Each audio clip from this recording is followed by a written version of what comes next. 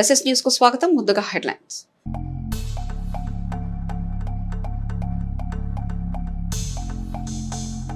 ప్రమాదాలపై పట్టణంలో పోలీసుల అవగాహన సదస్సులు, ప్రమాదాల నివారణకు తీసుకోవాల్సిన జాగ్రత్తలపై చర్చ.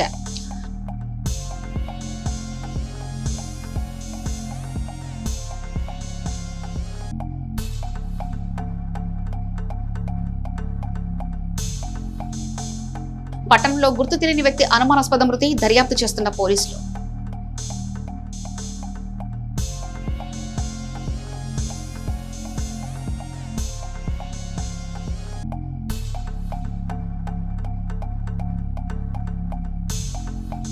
జిల్లాను పారిశ్రామిక వాడగా తీర్చిదిద్దాలి, ఆ విధంగా అధికారులకు సమిష్టి కృషి చేయాలి. అధికారుల సమీక్షలో కలెక్టర్ అల్టిమేట్.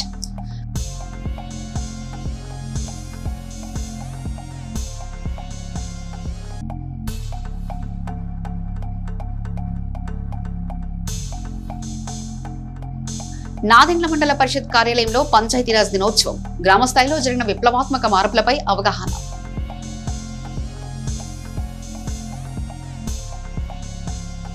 వాహనం నడిపే ప్రతి ఒక్కరూ హెల్మెట్ తప్పనిసరిగా ధరించాలని ఎస్ఐ లేఖా ప్రియాంక తెలిపారు. చిలుకలూరుపేట మండలం లింగంగుట్ల రహదారిపై వాహనాలను సిబ్బందితో కలిసి ఆమె తనిఖీలు చేపట్టారు. హెల్మెట్ లేని 17 వాహనాల వద్ద 10,185 జరిమానా విధించారు. డ్రంక్ అండ్ డ్రైవ్ చేయరాదని, వాహనానికి సంబంధించిన ఆస్తి దగ్గరుంచుకోవాలని, ట్రిపుల్ రైటింగ్ చేయరాదని వాహనదారులకు తెలిపారు. పోలీసులు సలహాలు తీసుకుని ప్రమాదాలను నివారించాలని వాహనదారులకు ఎస్ఐ సూచనలు ఇచ్చారు. చిలుకలూరుపేట పట్టణంలోని ఓగేరువాగు బ్రిడ్జిపై ఇటీవల జరిగిన రోడ్డు ప్రమాదంలో సుమాలినగర్ కు చెందిన 36 సంవత్సరాల రామశెట్టి వెంకట్రావు మృతి చెందడం పట్ల పోలీసులు స్పందించారు. ఇలాంటి విషాదకర సంఘటనలు పునరావృతం కాకూడదనే ఉద్దేశంతో పట్టణ సీఐ రమేష్ చొరవ తీసుకుని సుమాలినగర్ ప్రాంతంలో ప్రజలకు మరియు ఆటో డ్రైవర్లకు ప్రత్యేక అవగాహన సదస్సు నిర్వహించారు. ఈ సదస్సులో ముఖ్య అతిథిగా పాల్గొన్న సీఐ రమేష్ మాట్లాడుతూ ప్రతి ఒక్కరూ ట్రాఫిక్ నిబంధనలు పాటించడం ద్వారా ప్రాణాలను కాపాడగలగరని స్పష్టం చేశారు. ముఖ్యంగా మలుపుల వద్ద బ్రిడ్జిలపైన అతివేగంగా వెళ్లే వాహనాల వల్ల ప్రమాదాలు జరుగుతాయని ఆయన ఆందోళన వ్యక్తం చేశారు. రామశెట్టి వెంకట్రావు మృతి ఆ కుటుంబానికి తీరని లోటని, ఇలాంటి ఘటనలు జరగకుండా డ్రైవర్లు అప్రమత్తంగా ఉండాలని సూచించారు. ఆటో డ్రైవర్లను ఉద్దేశించి సీఐ రమేష్ పలు కీలక సూచనలు చేశారు. పరిమితికి మించిన ప్రయాణికులను ఎక్కించుకోకూడదని, ప్రధాన రహదారులపై ఆకస్మికంగా మలుపులు తిప్పేటప్పుడు జాగ్రత్త వహించాలని సూచించారు. లైసెన్స్, ఇన్సూరెన్స్ వంటి పత్రాలను తప్పనిసరిగా కలిగి ఉండాలన్నారు. మద్యం సేవించి వాహనాలు నడిపితే కఠిన చర్యలు తప్పవని హెచ్చరించారు.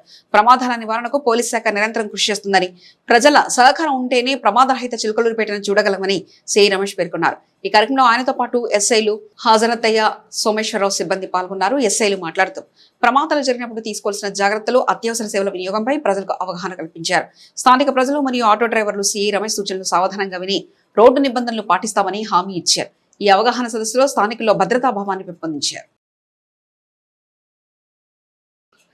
చిలకలూరుపేట పట్టణంలోని గడియారం స్తంభం సెంటర్ వద్ద గల డివైడర్ సమీపంలో గురువారం సాయంత్రం ఒక వ్యక్తి మృతి చెందున్నారు. మృతుడు సుమారు 2 రోజుల నుంచి ఆ ప్రాంతంలో మద్యం తాగి తిరుగుతూ ఉన్నట్లు స్థానికులు చెబుతున్నారు.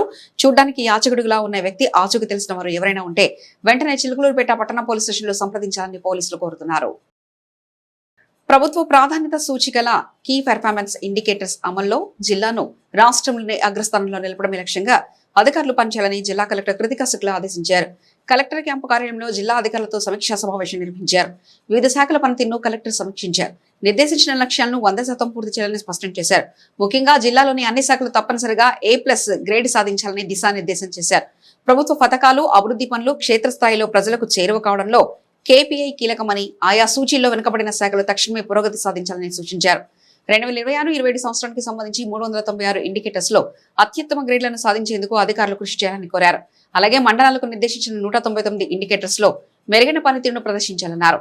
29వ తేదీ నాటికి అన్ని నివేదికలు సమగ్రంగా అందజేయాలని చెప్పారు. చిలకలూరుపేట పట్టణ పోలీస్ స్టేషన్ పరిధిలో సీఐ రమేష్ ఆధ్వర్యంలో నిర్వహించిన స్పెషల్ డ్రైవ్ లో మద్యం తాగి వాహనం నడుపుతూ ఓ వ్యక్తి పట్టుబడ్డారు. నిందితుడిని గౌరవ AJCJ కోర్టులో హాజరుపరచగా న్యాయస్థానం అతనికి 10,000 రూపాయల జరిమానా విధిస్తూ తీర్పునిచ్చింది. మద్యం సేవించి వాహనాలు నడిపే వారిపై కఠిన చర్యలు తీసుకుంటామని ఈ సందర్భంగా పోలీసులు హెచ్చరించారు. చిలకలూరుపేట జాతీయ రహదారి సర్వీస్ రోడ్లో ఉన్న BSNL కార్యాలయంలో వారు ఏర్పాటు చేసిన ఆధార్ సెంటర్లో ఆన్లైన్ సేవలు నిలిచిపోయాయి. ప్రస్తుతం ఆఫ్లైన్ లోనే సేవలు కొనసాగుతున్నాయని కంప్యూటర్ ఆపరేటర్లు తెలిపారు. ఉదయం నుంచి ఆఫ్లైన్ లో చేసిన పేపర్స్ ను స్కానింగ్ చేసి విజయవాడ రీజనల్ కార్యాలయానికి పంపుతామన్నారు. దానివల్ల ఆధార్ అప్డేట్ అనేది ఒక రోజు ఆలస్యంగా జరుగుతుందని తెలిపారు. ఎల్నీలో ప్రభావంతో ఏర్పడే కరువు పరిస్థితులను ఎదుర్కొనే శక్తి ప్రకృతి వ్యవసాయానికి ఉందని జిల్లా ప్రాజెక్టు మేనేజర్ కె అమలాకుమారి పేర్కొన్నారు. రైతు సాధికార సంస్థ RYSS ఆధ్వర్యంలో national mission of natural farming కింద ఎడ్లపాడు మండలంలో నిర్వహించిన 2 రోజుల శిక్షణా కార్యక్రమంలో ఆమె మాట్లాడారు. రసాయన వ్యవసాయం వల్ల పర్యావరణ కాలుష్యం పెరిగి గ్రీన్ హౌస్ వాయువులు ఉద్గారాలు అధికమవుతాయని తెలిపారు. దీనివల్ల వాతావరణ మార్పులు తీవ్ర రూపం దాల్స్తాయని పేర్కొన్నారు. ఈ నేపథ్యంలో రైతులు ప్రకృతి వ్యవసాయంపై మళ్లాలని సూచించారు. ఆ విధానంతో పెట్టుబడి ఖర్చులు తగ్గడమే కాకుండా నేల సారవంతం, నీటి నిల్వ సామర్థ్యం పెరుగుతాయని వివరించారు. విత్తన గుళికల తయారీతో పాటు ఎకరానికి సుమారు 400 కిలోల ఘనజీవామృతం వినియోగం ద్వారా ఎండ పరిస్థితుల్లోనూ కూడా పంటలు తట్టుకునే సామర్థ్యం పెరుగుతుందని తెలిపారు. మండల వ్యవసాయ అధికారి హరిప్రసాద్ మాట్లాడుతూ pre monsoon dry sowing PMDS విధానం ద్వారా నేలల్లో పోషకాలు పెరిగి రసాయన ఎరువుల అవసరం తగ్గుతుందని తెలిపారు. అంతర పంటలతో అదనపు ఆదాయం లభిస్తుందని PMDS పద్ధతిలో 20 నుంచి 30% వరకు దిగుబడి పెరుగుతుందని పేర్కొన్నారు.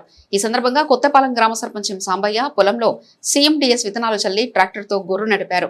ఈ సందర్భంగా సర్పంచ్ సాంబయ్య మాట్లాడుతూ ప్రకృతి వ్యవసాయం ద్వారా తక్కువ ఖర్చుతో ఆరోగ్యవంతమైన పంటలు పండించవచ్చని తెలిపారు. నేల ఆరోగ్యం, పర్యావరణ పరిరక్షణకు ఇది దోహదపడుతుందని రైతులందరూ ఈ విధానాన్ని అవలంబించాలని పిలుపునిచ్చారు. ఈ కార్యక్రమంలో గ్రామ పెద్దలు, ఫార్మర్ మాస్టర్ ట్రైనర్లు, వ్యవసాయ సిబ్బంది మరియు రైతులు పాల్గొన్నారు. నాదెండ తహసీల్దార్ YVB కుటుంబరావు మే 4, 2026 వరకు సెలవులో ఉండడంతో ఆయన స్థానంలో చిలుకలూరుపేట తహసీల్దార్ షేక్ మహమ్మద్ హుసేన్ ను నాదెండ్ల ఇన్ఛార్జ్ తహసీల్దార్ గా జిల్లా కలెక్టర్ కృతికా శుక్లా నియమించారు. ఈ మేరకు కలెక్టర్ కార్యాలయంలో ఉత్తర్వులు జారీ చేయగా షేక్ మహమ్మద్ హుసేన్ త్వరలోనే బాధ్యతలు చేపట్టనున్నారు. పల్నాడు జిల్లాను పారిశ్రామికంగా మరింత అభివృద్ధి చేసే దిశగా జిల్లా కలెక్టర్ కృతికా శుక్లా IAS అధ్యక్షతన జిల్లా పారిశ్రామిక మరియు ఎగుమతుల ప్రోత్సాహ కమిటీ సమావేశం నిర్వహించబడింది. జిల్లాలో పారిశ్రామిక రంగాన్ని బలోపేతం చేసేందుకు ప్రస్తుతం 21,683.79 కోట్ల అంచనా వ్యయంతో 10 భారీ ప్రాజెక్టులు నిర్మాణ దశలో ఉన్నాయని, వీటి ద్వారా సుమారు 11,120 మందికి ఉపాధి లభించనుందని కలెక్టర్ వెల్లడించారు. ముఖ్యంగా దాచేపల్లిలో మై హోమ్ సిమెంట్స్ 1,550 కోట్లు, నువోకో విస్టాస్ కార్పొరేషన్ 2,500 కోట్లు మరియు మాచర్లలో Nanda global solar private limited 10,000 కోట్ల వంటి మెగా ప్రాజెక్టులు వేగంగా రూపుదిద్దుకుంటున్నాయన్నారు. జిల్లాలో సూక్ష్మ, చిన్న మరియు మధ్య తరహా పరిశ్రమల రిజిస్ట్రేషన్ ప్రక్రియను వేగవంతం చేయాలని 2026-27 ఆర్థిక సంవత్సరానికి గాను కొత్తగా 4,600 MSME యూనిట్ల రిజిస్ట్రేషన్ మరియు 253 కోట్ల పెట్టుబడుల లక్ష్యంగా పనిచేయాలని అధికారులను ఆదేశించారు. జిల్లాలోని ప్రతి అసెంబ్లీ నియోజకవర్గంలో ఒక MSME పార్కును ఏర్పాటు చేసే లక్ష్యంతో భాగంగా బొల్లపల్లి, రాయవరం, గుండ్లపల్లి మరియు నాదిగుడి ప్రాంతాల్లో పారిశ్రామిక ఎస్టేట్ల పనులు పురోగతిలో ఉన్నాయని, రాయవరం phase 2 పనులు ఇప్పటికే పూర్తయ్యాయని సమావేశంలో చర్చించారు. చిలకలూరుపేటలోని కార్పెంటరీ మరియు దుర్గిలోని రాతి శిల్పకళ క్లస్టర్ల అభివృద్ధి DPR సిద్ధం చేయాలని కలెక్టర్ ఆదేశించారు. పరిశ్రమలకు 23.04 కోట్ల ప్రోత్సాహాలను ఆమోదం తెలిపారు. సింగిల్ డెస్క్ పోర్టల్ ద్వారా అందిన దరఖాస్తులను నిర్ణీత గడువులోగా పరిష్కరించాలని, పారిశ్రామిక అనుమతుల్లో జాప్యం లేకుండా చూడాలని సంబంధిత శాఖల అధికారులకు దిశానిర్దేశం చేశారు. ఈ కార్యక్రమంలో జిల్లా పరిశ్రమల అధికారి Sajja Venkata Suresh, town planning supervisor A Lakshmana Swamy, commercial taxes officer K Ramalingaiah, APSFC branch manager P Venkaiah, inspector of factories D Raja, assistant environmental engineer Nazima Begum, APCP DCL deputy executive engineer B Elamanda, APIIC deputy general manager Mohammed Jameer, lead district manager KS Ram Prasad తదితరులు పాల్గొన్నారు.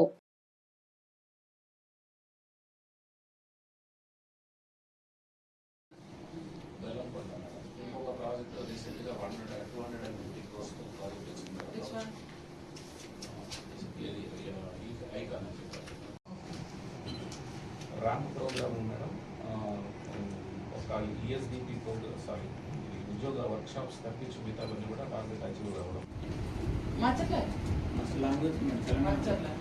CM sir కూడా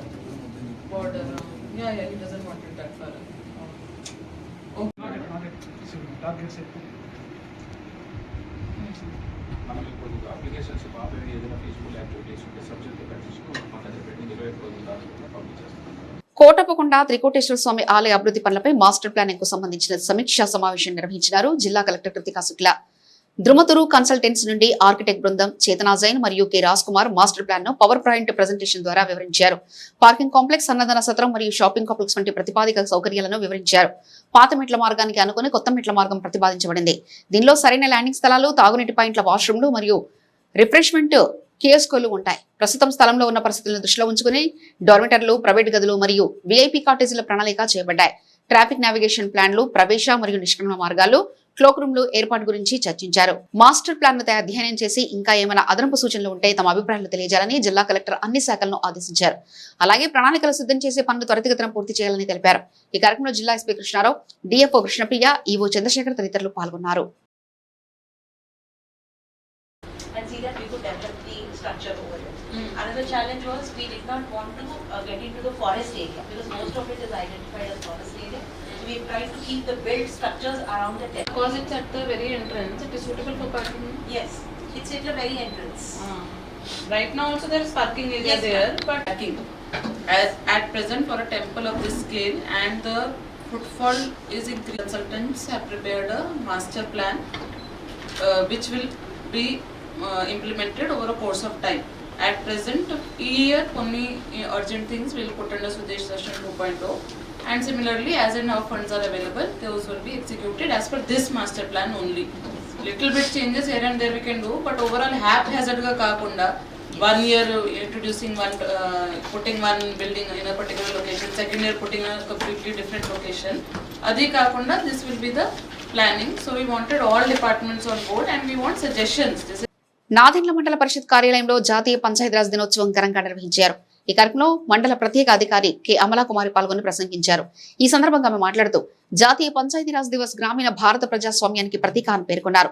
గ్రామ స్థాయిలో ప్రజలకు స్వయం పాలనా హక్కులు కల్పించడం ద్వారా నిజమైన ప్రజాస్వామ్యాన్ని బలోపేతం చేయడమే ఈ వ్యవస్థ లక్ష్యమన్నారు. 73వ రాజ్యాంగ సవరణ చట్టం ద్వారా పంచాయతీరాజ్ వ్యవస్థకు చట్టబద్ధత లభించి గ్రామ పంచాయతీలు, మండల సమితిలు, జిల్లా పరిషత్లు బలోపేతమయ్యాయని తెలిపారు. మహిళలు, వెనుకబడిన వర్గాలకు రిజర్వేషన్లు కల్పించడం వల్ల ప్రజాస్వామ్యంలో వారి భాగస్వామ్యం పెరిగిందన్నారు. పంచాయతీరాజ్ వ్యవస్థతో గ్రామ అభివృద్ధి వేగవంతమై త్రాగునీరు, రహదారులు, పారిశుద్ధ్యం, విద్య, ఆరోగ్యం వంటి ప్రాథమిక అవసరాలు స్థానిక స్థాయిలో పరిష్కారం అవుతున్నాయని తెలిపారు. గ్రామ సభల ద్వారా ప్రజల్లో నిర్ణయాలు భాగస్వామ్యం అవుతాయని తెలిపారు. పల్నాడు జిల్లా కలెక్టర్ కృతికా శుక్లా ఆదేశాల మేరకు గ్రామాల్లో ఖాళీ ప్రదేశాల్లో న్యూటీ గార్డెన్లు, పెరటి తోటలు, ఏటీఎం మోడల్లో ఏర్పాట్లు చేయాలని సూచించారు. స్థలం లేని వారు బెద్దె తోటలు పెంచుకోవాలని, దీని ద్వారా పెరుగుతున్న ఉష్ణోగ్రతల ప్రభావాన్ని తగ్గించడంతో పాటు ఆరోగ్యకరమైన ఆహారం ఇంటి వద్దే పొందవచ్చన్నారు. ఈ విధానాల ద్వారా గ్రామాలు స్వర్ణ గ్రామాలుగా అభివృద్ధి చెందుతాయని పేర్కొన్నారు. మండల పరిషత్ అభివృద్ధి అధికారి శ్రీనివాసరావు మాట్లాడుతూ పంచాయతీరాజ్ దినోత్సవ ప్రాముఖ్యత, దానివల్ల కలిగే ప్రయోజనాల గురించి వివరించారు. ఈ కార్యక్రమంలో ఎంపీపీ టి రాణి, మండల నాయకులు హరిబాబు, డిప్యూటీ ఎంపీడీఓ వెంకటేశ్వరరావు, మండల గ్రామస్థాయి ప్రజాప్రతినిధులు, అధికారులు పాల్గొన్నారు.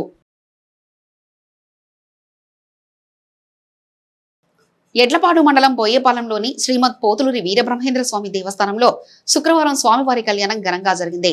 89వ శ్రీ గోవిందమాంబ సమేత శ్రీ బ్రహ్మంగారి ఆరాధనోత్సవాలలో భాగంగా ఈ కళ్యాణం నిర్వహించారు. ఆలయ అభివృద్ధి కమిటీ ఆధ్వర్యంలో ప్రధాన అర్చకులు కనగాల వసంతాచార్యుల పర్యవేక్షణలో ఈ కార్యక్రమం నిర్వహించారు. ఉదయం నుండే ప్రత్యేక పూజా కార్యక్రమాలు జరిగాయి. గ్రామ పెద్దలు వారి ధర్మపత్నుల కళ్యాణంలో కూర్చోగా 12 గంటలకు స్వామివారి కళ్యాణం అత్యంత వైభవంగా జరిగింది. అనంతరం గ్రామస్తులకు అన్నదానం జరిగింది. ఈ సందర్భంగా ఆలయ ప్రధాన అర్చకులు కనగాల వసంతాచార్యులు మాట్లాడుతూ స్వామివారి తహవసమాధి చెందిన రోజున ఆరాధనోత్సవం జరుపుతామన్నారు. 26వ తేదీన ఆదివారం అత్యంత వైభవంగా ఆరాధన ఉంటుందని, అనంతరం 12 గంటలకు గొప్ప అన్న వితరణ ఉంటుందన్నారు. భక్తులు విరివిగా పాల్గొనాలని కోరారు. ఈ కార్యక్రమంలో అర్చకులు కనగాల మురళితో పాటు పలువురు పెద్దలున్నారు.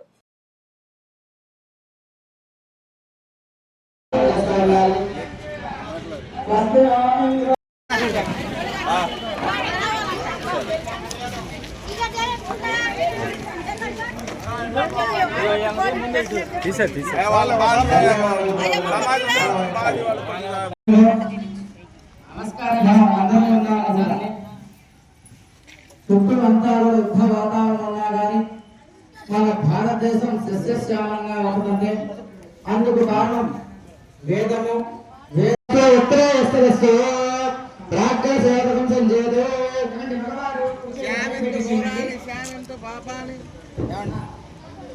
కుడిచే పై పెట్టేసి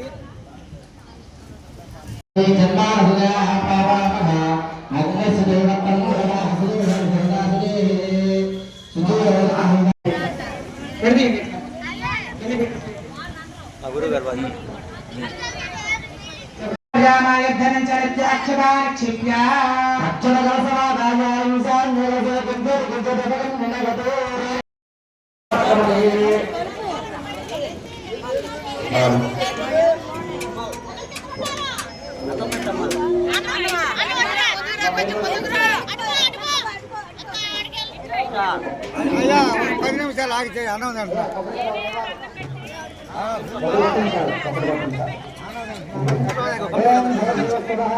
సిసి న్యూస్ సమాప్తం. మరొక బులెటిన్లో మళ్ళీ కలుసుకుందాం. అంతవరకు సెలవు. నమస్కారం.